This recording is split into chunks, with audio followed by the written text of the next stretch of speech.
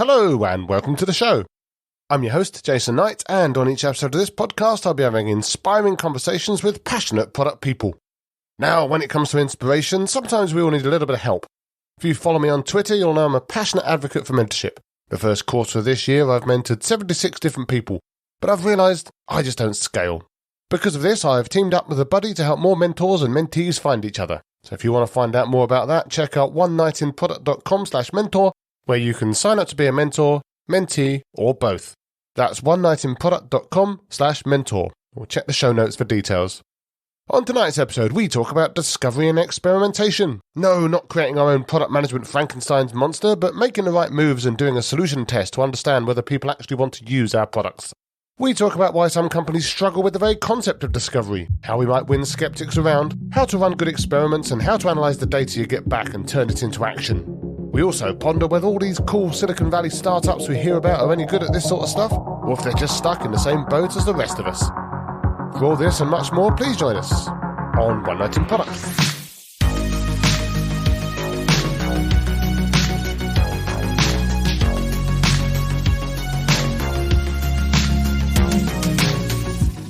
So my guest tonight is Jim Morris. Jim's a data-driven, sports-obsessed product discovery coach who says he's been in over 600 user interviews in his time, and I'm hoping he didn't come away from those with 600 different feature requests on his backlog. Jim says he's a convicted monopolist, which I definitely have questions about, as well as a former restaurant host and king gardener who says he hates his cat staying out past dinner time. When he's not anxiously looking at the cat flap, he's busy getting teams to work together and helping product managers be successful, which he's doing with his own consultancy, Product Discovery Group. Hi Jim, how are you tonight? Doing great, Jason. Thanks for having me. No problem. It's good to have you here. I'm looking forward to what we're going to discover tonight. But before any of that, I do have to ask, you described yourself as a convicted monopolist. So does that literally mean you were playing Monopoly, got the go-to-jail card, or do you mean something a little bit more interesting than that? No jail, but my company was number 2 in the market. The number 1 company in the market bought us. The U.S. federal government decided that the combined company was a monopolistic player in the market. And they took the combined company trial, and they convicted the combined company, mostly on the emails of the acquiring company. Really don't want to write down, if we do this acquisition, it will reduce barriers to entry. It'll increase barriers to entry and reduce pricing pressure on our sales deals. Oh, this is the sort of thing that gets brought up on that tech emails site that you see all the old Apple exposés and stuff. So you're up there with all these other, the malfeasance that's being caused by these other companies. But did you get in a lot of trouble for that, or slap on the wrist, or how did they treat you? For us as employees, I was a founder of the acquired company. It doesn't necessarily have any individual impact. We did convert into shares and money into the acquiring company. It just meant that we had to split out. Oh, there you go. Yeah, as a product leader, was one day I was leader of a large group, and the next day I was in a very small spin-out company rebuilding everything from scratch because the acquiring company had let go most of the employees of my company into intervening 2 years. Oh, wow, there you go.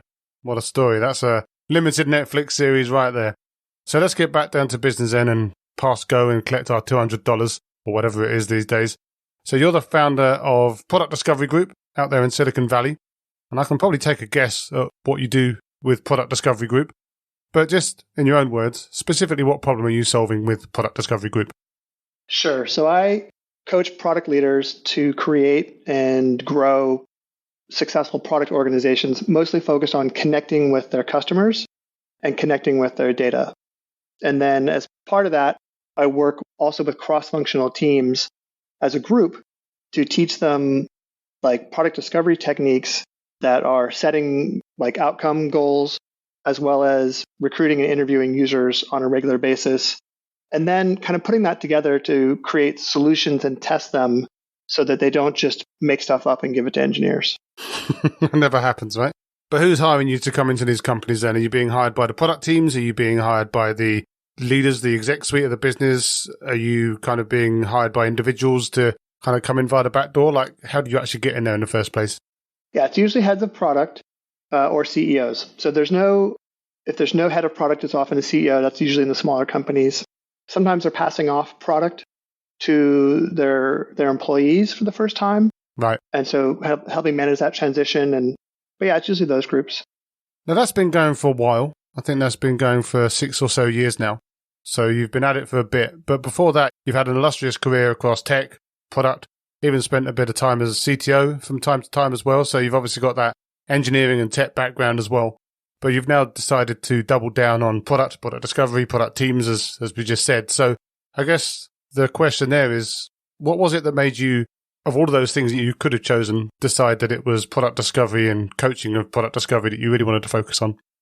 I was lucky enough to be an engineer in the beginning of what we know as the internet. And I actually met Jeff Bezos. He sat on our couch in our engineering area one time.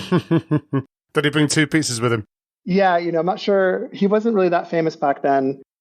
Amazon was only selling books. My company was selling sporting goods. So we were considering a peanut butter meets chocolate arrangement, I assume. I was not a executive in this company. But what I learned as an engineer and leading engineering groups and product, because before there were product managers, it was people like us who were leading product, is that we now can build anything. The tools to build them are so much easier than before. I can rent servers. I can often find resources all around the world to help me become a team and build something.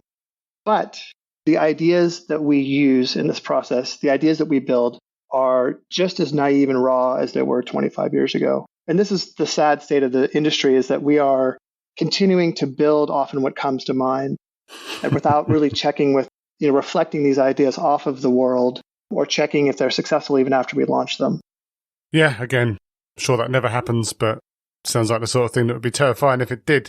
But what sort of companies are you working with mainly then? Like, you're out in Silicon Valley, so are you mainly doing a Silicon Valley tour and working with Silicon Valley startups or scale-ups, or are you kind of working internationally and working with a bunch of different companies around the world? Like, who's your customer base or your ideal customer base? Yeah. On the product leader coaching, it varies and it's quite geographically diverse. I have folks in England or Scotland all the way East Coast and West Coast. Those hours tend to work nicely all around the clock. In terms of the teams, they tend to be they vary from startups to corporations. Startups don't have execution problems. They typically have this 2-pizza team, but they often have an idea problem that they take funding of the startup as validation when really it should be validated by the market. Corporations often have both problems where it can be hard to execute and can be hard for product teams to actually have a voice in.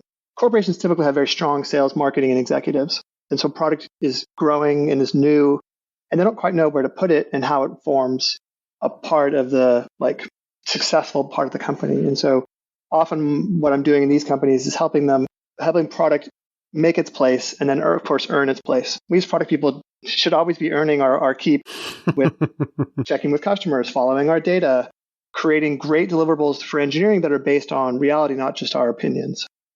But do you find, and based on what you just described, obviously you're working with small and large companies, do you find, I've worked for large companies before and I can definitely speak to some of those execution problems and the kind of top-down management and, of course, all the different ways that big companies can suck at doing that kind of stuff.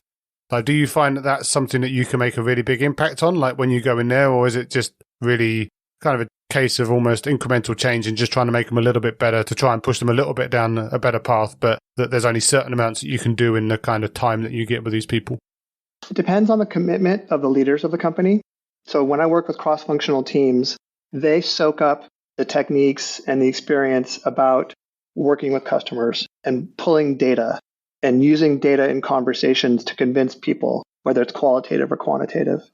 Leaders often have a harder time giving up their micro control of decision making.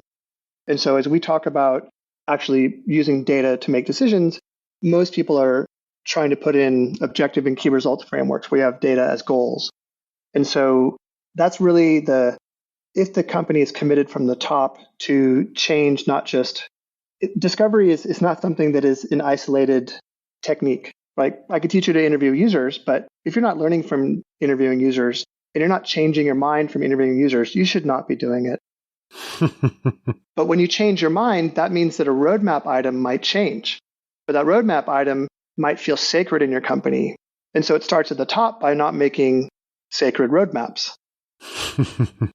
Yeah, and almost combating the cognitive biases as well, like the sunk cost fallacies and the fact that people have gone out there and maybe either fallen in love with an idea or they've maybe even worse still made a commitment either to the board that they're going to do this new thing, or they're going to go out and make a commitment to a client that they're going to sell this new thing or that they're going to do this new thing so that they can get the contract signed and stuff like that. I mean, all things that, again, I'm sure never happen, but if they did, would be absolutely terrifying. But yeah, so you're a big advocate for experimentation and product discovery. You've talked about it just now, and obviously that's the whole point of the product discovery group as well. But I guess these days it's not exactly controversial, certainly in product circles. Like, it's very much in fashion, both through the efforts of coaches like yourself, other coaches that we're all aware of, as well as some of the popular books that are out there. Like, it's out there and people are talking about this a lot. And obviously in many cases they've been talking about it for some time as well. But it definitely seems to be cresting a wave at the moment. But you've touched on it yourself as well. Like, not everyone's doing it enough. Some people aren't doing it at all. Across all of the types of companies that you work for, do you find that even if they're not doing it and maybe don't really have a great idea about how they're going to do it, that there's at least an appetite to go out and do it? Or do you think that there are some companies out there that almost on a point of principle don't do it because they think that they know everything and they don't need that sort of thing at all? There are definitely companies who believe they don't need that sort of thing at all. And these might be the companies that adopt a lot of these fake agile frameworks. Hey, here we go. Let's do safe. I know. It's a rabbit hole of discussion, but what it does is it takes something like agile, which is an inherently messy, incremental process. And with this inherently messy and incremental process, it doesn't lend itself well to leaders who want to predict the future and who want some control over the future. So when I say control over the future, I think this is impossible. Yeah. But people don't believe that. And so they want this fake control over the future. And so they take agile and they put it in a framework and it no longer becomes agile. But you still call it agile. So it's a little bit of gaslighting, especially for the employees who thought they were going to be able to do incremental improvement and come up with innovations at their level. But in reality, all the resources are there's stage gate decision making by heads of engineering who won't let you control the backlog of the engineers because they won't spend the time or don't spend the time with their colleagues to agree on important metrics for the company, which is the way you delegate without freaking out, the way you macro manage rather than micromanage. Yeah, for sure. And obviously that touches on another potential rabbit hole there of the whole horror of shadow roadmaps and engineering roadmaps and everything being kind of hidden. I was once called a transparency Nazi for suggesting that that might be a bit of a bad idea to do, but you know. Some people don't like work in progress. Yeah. Right? Some people expect you to be polished when you walk into any meeting, and they feel like it's a waste of their time to discuss the intricacies of whether you should or shouldn't do something. And I'm not a big fan of like wasting time, but I am a fan of if we're going to talk about whether we should do something, ideally it's based in some form of reality. And as we're doing it, why don't I show you so that you have some influence in the beginning as opposed to surprising me at the end. And this is like why we talk to users. You know, we can do discovery with our executives and with our users. And, that's one of Teresa Torres' big things is managing stakeholders. Just talk to them more often. Oh, yeah, no, for sure. Yeah. I mean, I kind of started to label that, and I don't know if it was me who labeled it that or someone else who labeled it that, and I just copied them, which is almost certainly what really happened.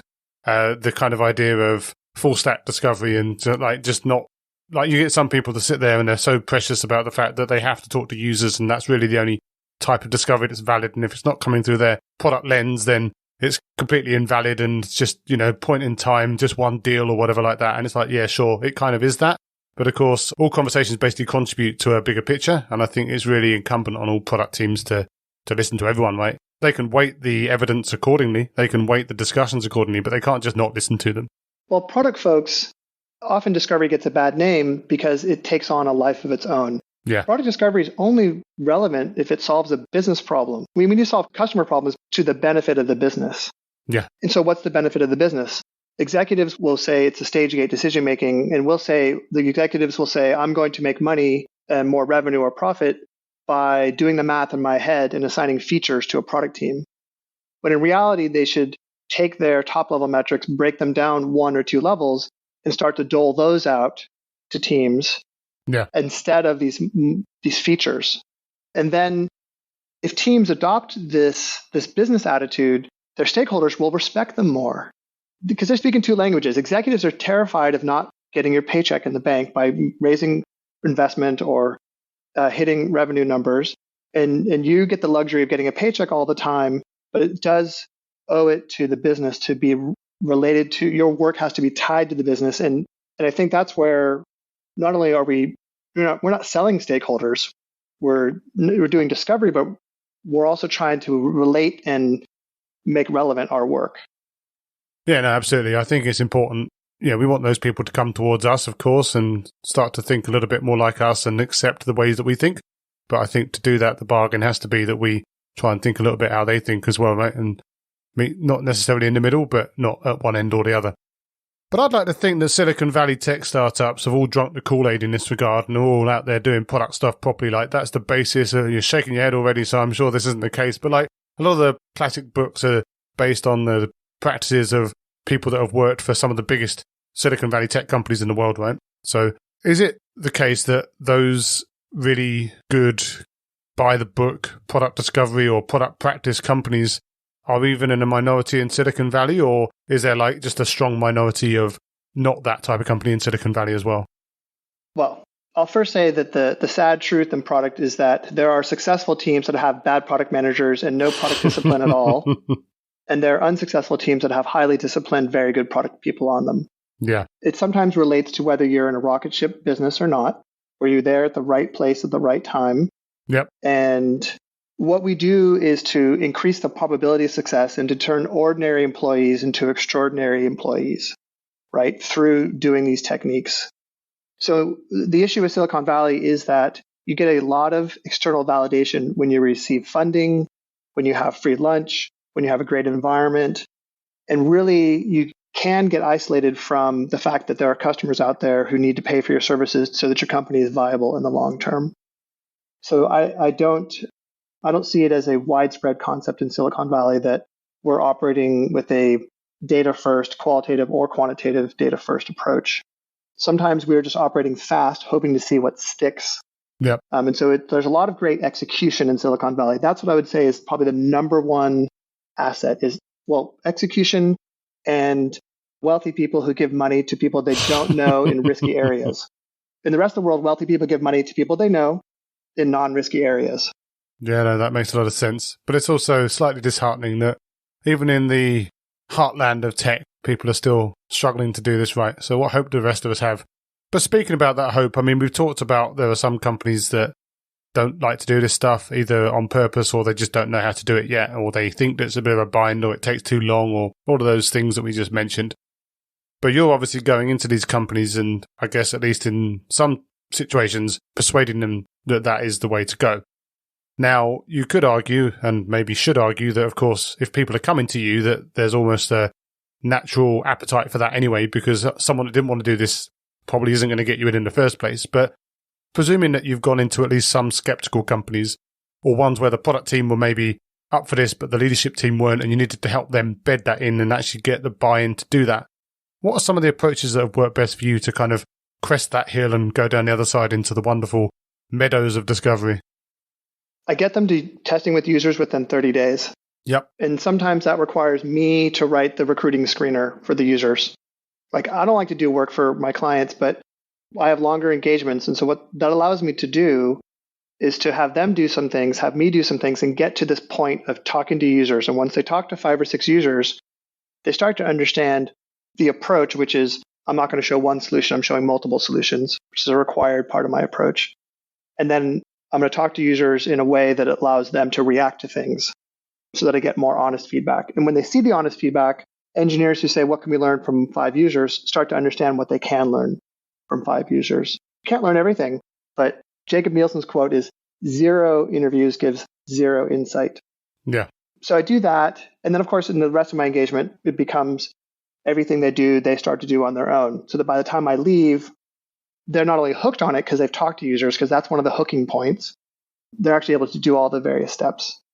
The second thing is I convince management that as you grow, it's going to be hard to tell everybody what to do, and that you're actually better off spending the 10 to 20 hours in your roadmap discussions. What if we took half of that and talked about metrics, right? So the idea that there's a different way to manage.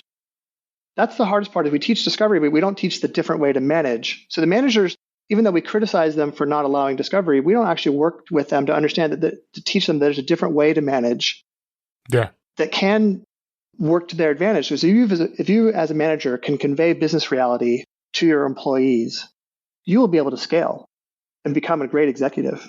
Yeah. But if you as a manager still want to be a PM working through other people, it won't scale. We are not Steve Jobs. We are not Elon Musk. These are not the examples to follow. Yeah, well, there's a number of reasons why we shouldn't follow Elon Musk, for example, although obviously we'd own Twitter by now if we were, I guess, and did it properly. Okay, so that sounds fair enough, and obviously trying to make that more cultural change, I guess, sometimes works and sometimes doesn't. It really depends on the company and the buy-in you can get, as you say. But assuming that you do get that buy-in and that there is scope then to go out and do some proper discovery or, get your 5 users or whatever it is that you want to achieve. If you're working for a company that's never done it before or working with a team that's never done it before, it's quite possible that these, like if we're talking to people or talking about people that have maybe been in a more of a feature factory, top-down delivery type product management role, sort of project manager, really not really a product manager. If they don't have the skills, they're not just going to be able to go and ask good questions of the people that they want to do discovery interviews with, because they'll probably go in there and reaffirm all their biases and lead the respondents and do all of that stuff that we're told not to do when we talk about discovery. So I guess the question that comes out of that is, what techniques or methods do you go into these people with then to try and get them up to speed as quickly as possible to make sure that when they do go out and talk to these customers, especially if it's the first time and you're trying to validate the approach, that they're actually getting good results out of those interviews and that they're asking the right questions and getting something useful out the back of it? Yeah, I've concentrated on one product discovery technique, which I call the solution test. And that's before you do usability, because you don't quite know if it's the solution you want. Usability is just as it confuse people, not do they want to use it. My teams don't ask the hard question often, does anybody want this? And so I go straight for that question. You can read the sprint book, it's not in there. So do they want it? And as we approach that existential question, we're also looking at the interview as a way to, I'll say that for the solution test, I have people create a variety of solutions, usually fake prototypes, as a way to get reactions from users. When I ask you, hey, would you use a concept, and I describe it to you verbally, maybe I show you a screenshot of it, you're not really participating in that concept. You're like in a movie theater watching it. Yeah. And so the distinction is quite real when I send you the link and have you interact with it and share me your screen. As I get users to interact with things, the reactions become more honest. And so the solution test for me hits a very sweet spot in terms of authenticity that is in some ways hard to mess up. Now you can sort of lead people through, but I do the first couple of interviews, right? So I give them the theory, I model it, I watch them interview, and then I give them advice. It's typical didactic technique. And I get QA people, engineers. I get designers who used to tell me they were terrified of talking to users. And it's sort of a script, although once we get to the prototype itself, there's not much to say except set up the mindset, give them the reason they're there. You need to buy an iPhone accessory, you need to pick a primary care physician, and then just stop talking. And so if we get to awkward silence, then I know we're getting somewhere. And when they get users struggling and they learn not to talk during that struggle, they realize that making good software is hard and that they should really step back and just have a humility type moment. So that's in terms of avoiding leading questions, there's a structure I give them. The nice thing about a solution test interview is it also helps validate, is it the problem? Is the problem correct? Is the opportunity interesting? Do you have the right users that you've recruited? Are your personas good or bad? Is your jobs to be done actually good or bad? And we put all this stuff together in the sprint book. They do it in a week. I usually do it in a couple weeks because I'm not with them, 24/7. But once they create this prototype, and I call them experiments, the experiment is meant to learn something, not meant to get them to say yes. Yeah. And so if they can get that approach, I turn everybody into interviewers. I don't bother trying to make non-designers make prototypes. We do if it's a sprint week, then we have to do that. But otherwise, in most teams, it's just the designer. But we will get into that whole flow and then pass it to the designer. Whereas most people they'll skip making that experience and they don't actually learn how to make a good experience. They'll just sort of make a bunch of bullet points and hand it over. Yeah, that makes a lot of sense. I was going to talk a bit about experimentation as well, because I know that you've got a fiery passion for it, and we've obviously already touched on some of the elements of it. So I guess if we then assume that some of these prototypes or mock-ups or whatever we want to call them are basically mini experiments that you're going to run with users to test the desirability, usability, feasibility, all of the stuff that we might want to test with these people, what are some of the key things to look out for? I was going to ask about a good experiment, but let's flip that and say, what are some of the key things not to do when you're putting one of these experiments in front of people if you want to get good results out of it? One, don't build it in software, right? So people, when they hear about experimentation and discovery, they think immediately to A/B testing or multivariate testing and say, no, I've done a lot of that. That requires you to build 2 solutions or 5 or 6 in order to get one winner. And if you release that to the public, those 2 to 5 solutions have to be privacy compliant, secure, disaster recovery compliant. It's just a lot of engineering time that doesn't go into the value to the user. Once you know the value, sure, invest in that stuff. So don't build it as much as possible. Most of my teams are making fake prototypes, whether it's a report, API documentation, clickable prototypes. That's one thing, is don't build it. The other is don't just show it. There has to be an experiential element. We're not holding it in our hands, but we're looking at it on our own screen. We can interact with it.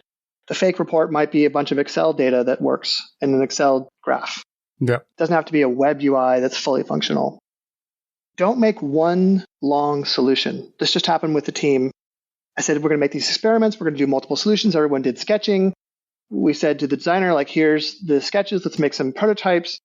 And the designer sort of fused them into one long experience, which is what people do, because they're always asked not to make works in progress, but to make a final experience. If they were to go to a design review and say, here's my 3 ideas, it would be frustrating for leaders who want to give a yes-no decision. Yep. So the ideas from the team had been incorporated, so the designer was listening. But as an artifact to show you, you would click through it, you would experience them, and you'd be like, yeah, okay. That's the response that users have. That's interesting. I like it. I'd use that. And those are all lies.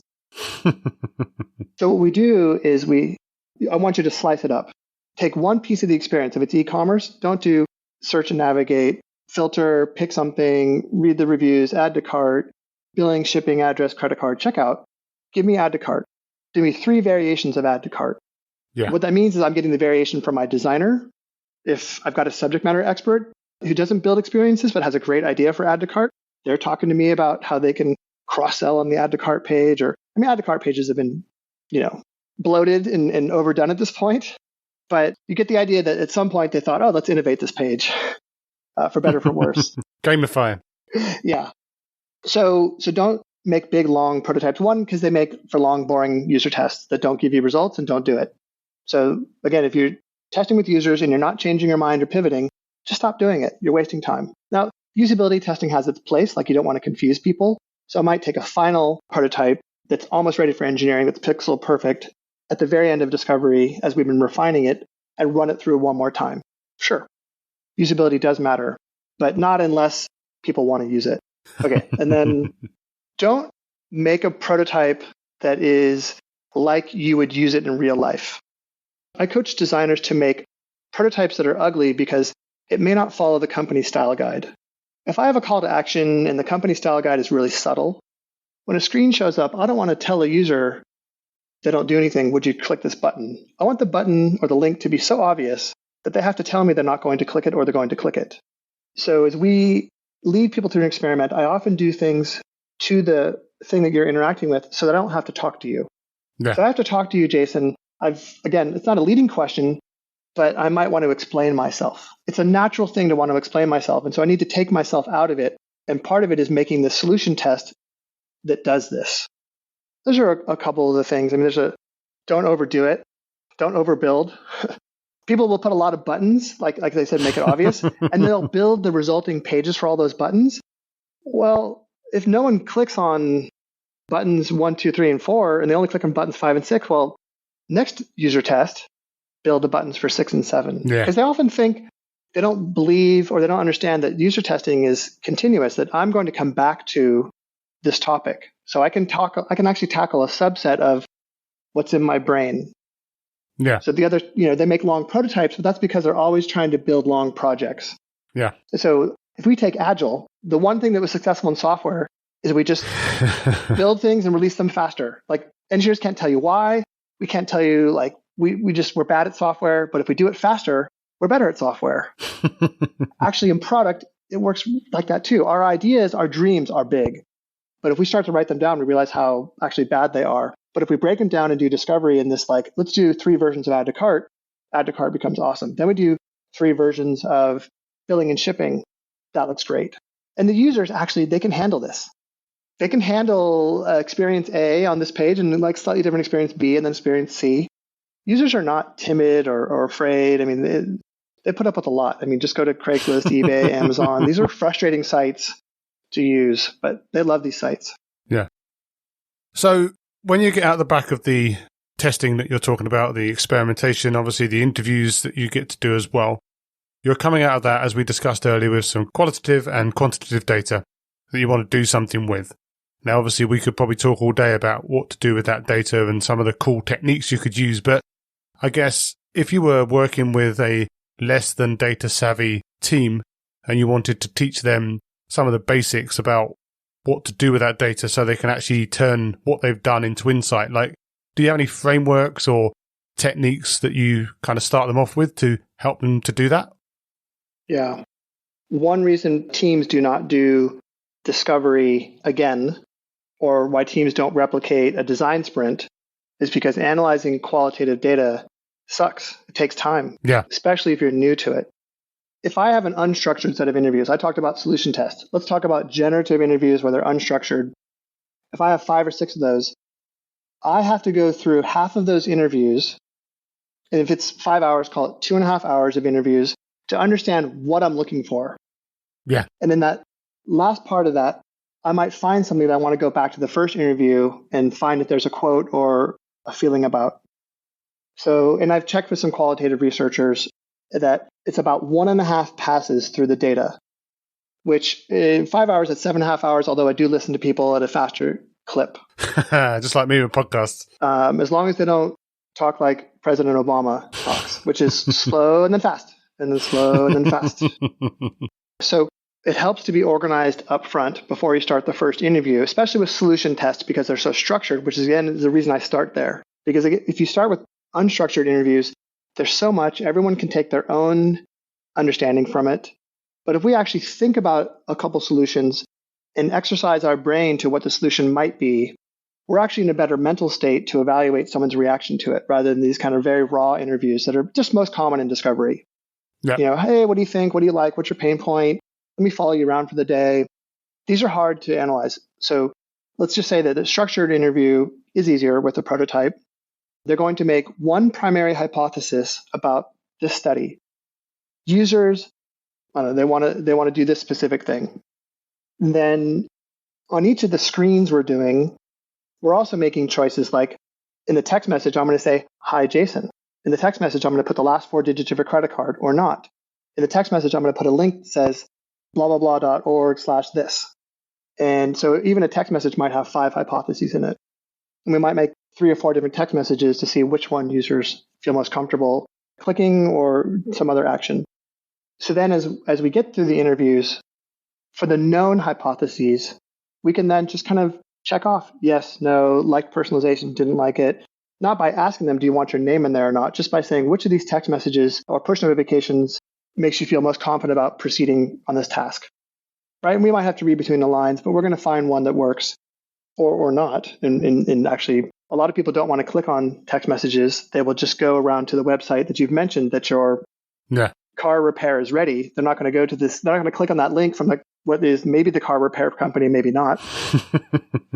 But that's okay. The text message had its purpose. So that hypothesis failed, but the primary hypothesis of actually going to pick up your car when you get the notification worked. Yeah. And so I give them this structure that allows them, ideally within a half an hour of the last interview, if they're filling it out as they go, to make a distinction. 4 out of 5 users agree with the primary hypothesis. Or at the end of the interview, if I'm like interviewing into a live event, did I cover that? And my colleagues on the interview can say, look, you didn't, they can chat me. You didn't ask the big question. Would you be disappointed if you didn't get a notification that your car was ready? I asked that. User says very disappointed, somewhat disappointed. There's some reaction. And then we note that so that sometimes we get through interviews and we forget to ask the big question. Yeah. And the big question is, would you use this or not? It's not that simple because users so often say yes when they don't mean it. The mom test, right? Yeah. Yeah, that's my great structure, is the hypotheses to hang it all off of. And I also have a technique I call the user analysis grid. It happens when I used to do in-person testing and you can't take a lot of notes, but I want to make sure that I covered each of the main points. And so I'd have users as rows and my main points as columns. And I could usually fit 5 or 6 users' data on one clipboard's worth of stuff. But that grid is now in Excel or Google Sheets when I'm online, which is most of the testing now. Some excellent techniques there. Where can people find you after this if they want to speak to you about anything that they've heard on the podcast tonight, or find out a bit more about Discovery, or tell you if they've seen your cat staying out late? Yeah, if you see my cat around the corner, please call the number on her collar. Have you put a GPS tracker on her yet? I put an air tag on her. Yes. We love our cat, and she's a little bit wayward. We'll see if that works. Anyways, as passive tracking, it's a pretty amazing device, and it hasn't seemed to annoy her. In terms of finding me, I do not wear a tracker. I guess my phone is a tracker. You can go to productdiscoverygroup.com, or you can just Google Product Discovery Group, and you can find me from there. Twitter at SFJ Morris, like San Francisco Jim Morris, SFJ Morris, or LinkedIn. There's a lot of Jim Morrises in the world. Pretty generic name, but if you put product or product discovery after my name, that'll usually work. I'll go and do that and save everyone the effort by putting it into the show notes so they can come and find you friction-free.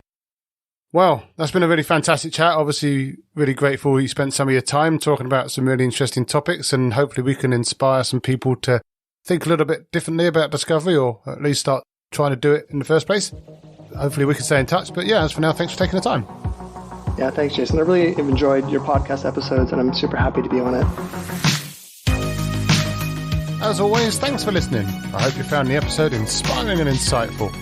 If you did, again, I can only encourage you to pop over to onenightinproduct.com, check out some of my other fantastic guests, sign up to the mailing list, or subscribe on your favourite podcast app, and make sure you share with your friends so you and they can never miss another episode again. I'll be back soon with another inspiring guest, but as for now, thanks and good night.